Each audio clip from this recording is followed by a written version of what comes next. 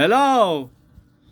Hello, sa lahat po ng nanonood. Welcome to my vlog.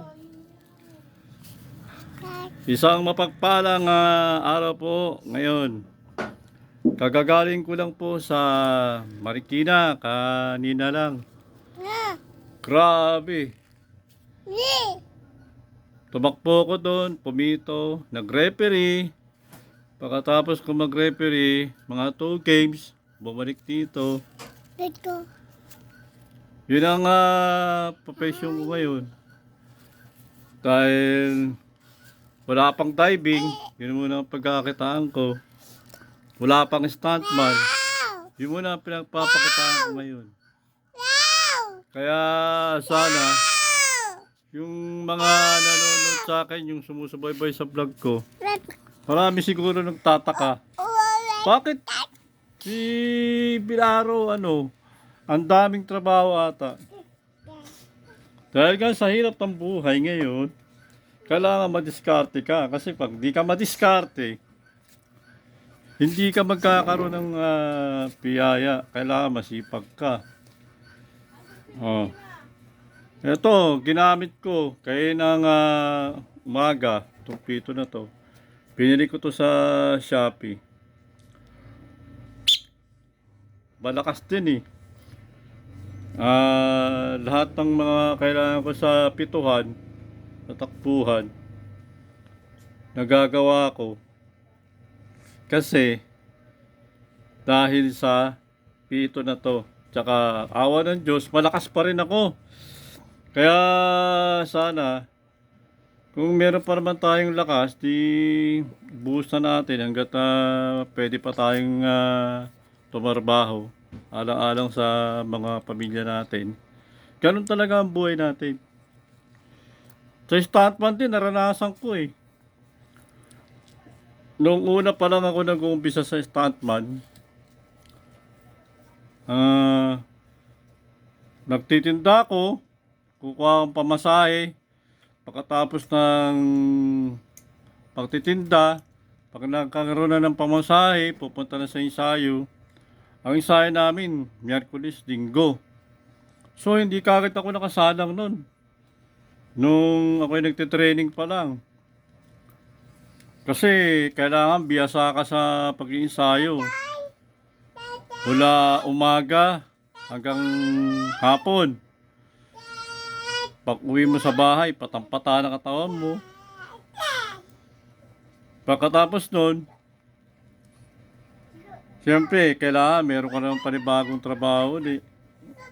Hindi lang yun ang iintindi mong kukunin trabaho kung stuntman.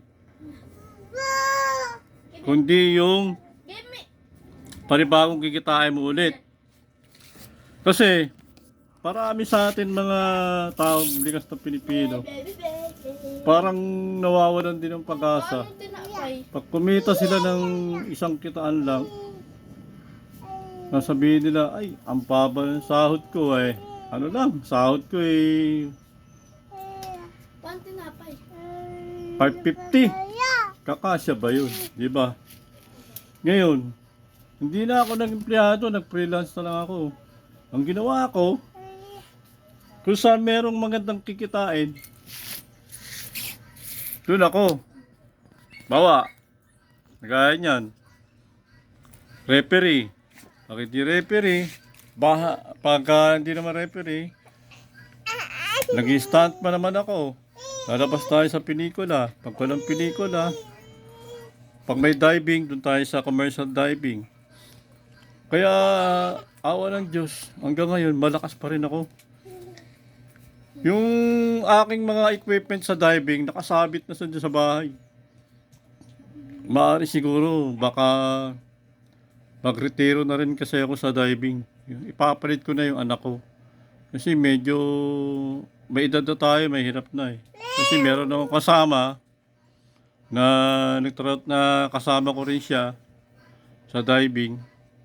Umahon siya eh, kinabukasan namatay na. Inatake rin sa puso eh. Kasi di natin alam yung kalagayan natin kung high blood. Lalo, may high blood na rin ako.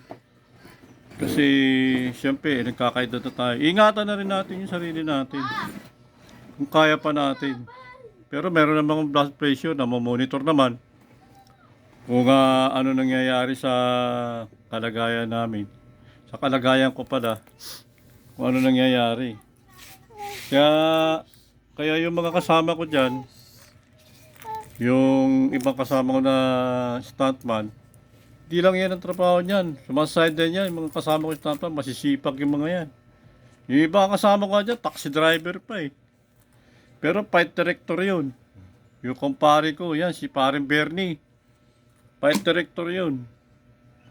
Pero ako lang talaga, ang bukod tanging nag-aral lang scuba diving, na nag-commercial diving. Bukod ako sa mga ibang stuntman. Ako lang. Wala nang ibang stuntman na nag-commercial diving. Eh, malakas ang loob ko kasi medyo may alam tayo, nakapag-aral tayo ng scuba diving. Pinag-aralan ko lahat yung galaw ng scuba diving. Tsaka kung paano ka mamimaintain yung kalagayan mo sa ilalim ng tubig, ng dagat.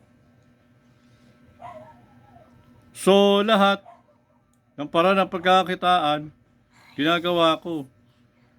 May nag-aaya pa nga sa akin sa waiter. Kaya lang, hindi ko na pinatos. Kasi medyo nga may edad na nga ako.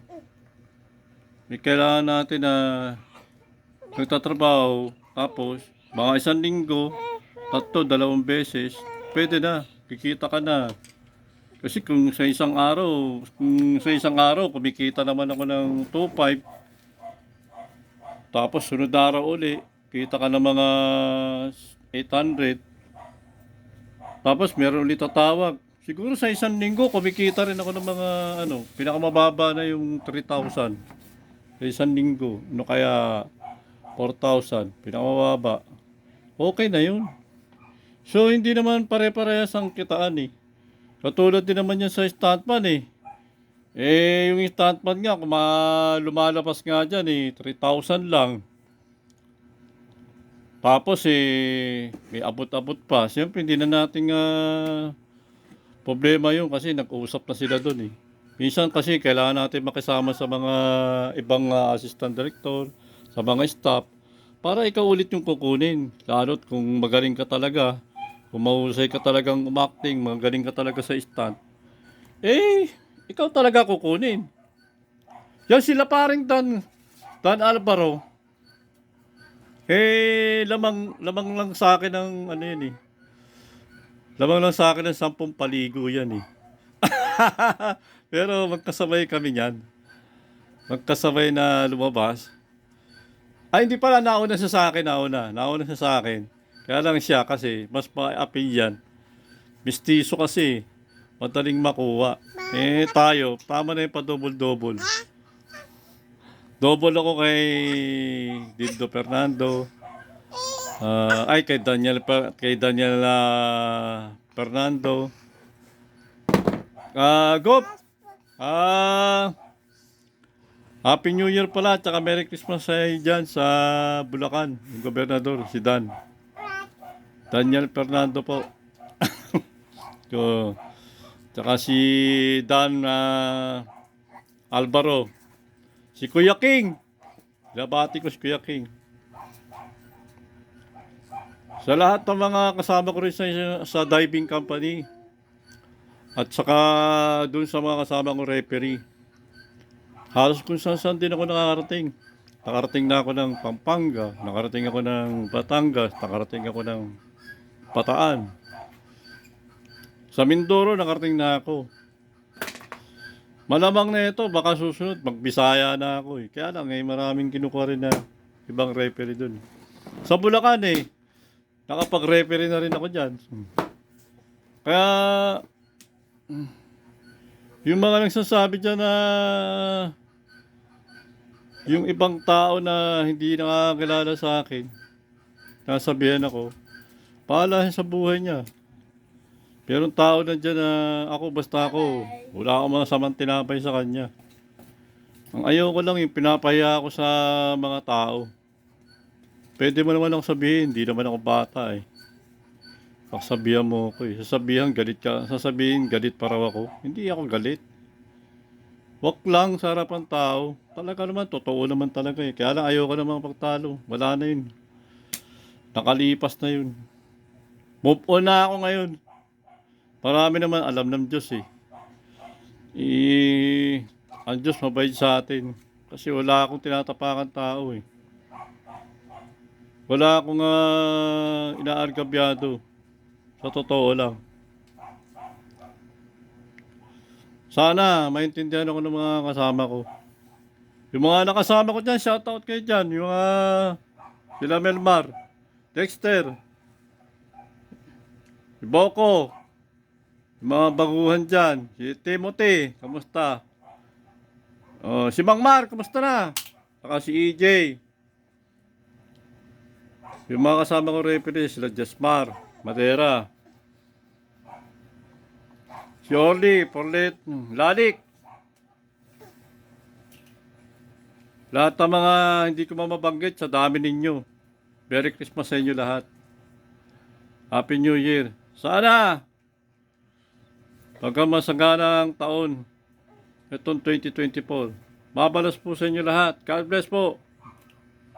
Thank you.